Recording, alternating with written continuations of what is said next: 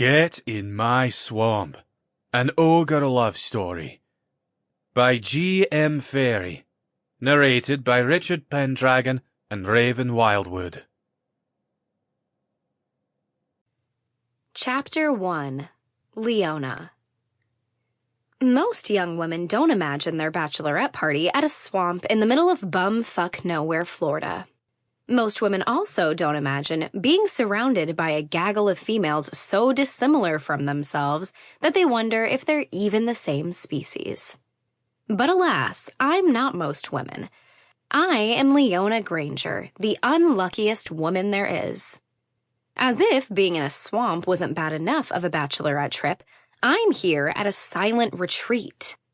Victoria Fark is the only human being I know that would think it's a good idea to hold a bachelorette party in such a place. I'm fortunate to have Victoria Fark as not only my maid of honor, but also my future sister-in-law. Yay me. To be fair, Victoria is halfway decent. Although her passive-aggressive comments about anything I own that's not vegan or humanely sourced make me want to jump off a cliff, she did take me under her wing when I started dating her brother. I was a loser nobody, working as a waitress at the Clover, a semi-bougie restaurant in town. I had no friends or family when Lawrence Fark came into my life and flipped everything upside down.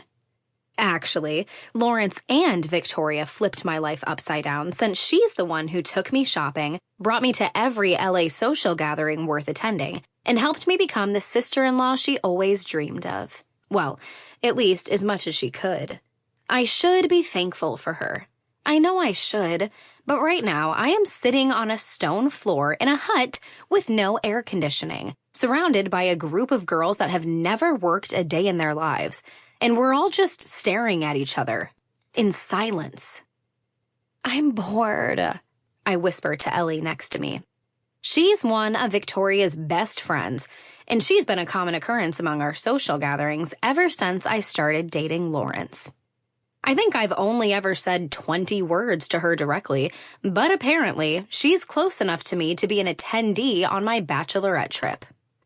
Ellie says nothing. She just looks at me like a lamb about to be slaughtered.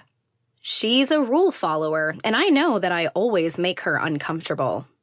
Sorry, I now say without even trying to whisper. The other three girls, Hannah, Rachel, and Polly, all look at me with similar petrified glares.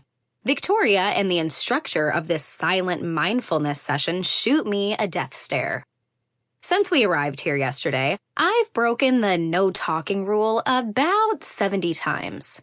I'm pretty sure if I keep this up, someone will murder me.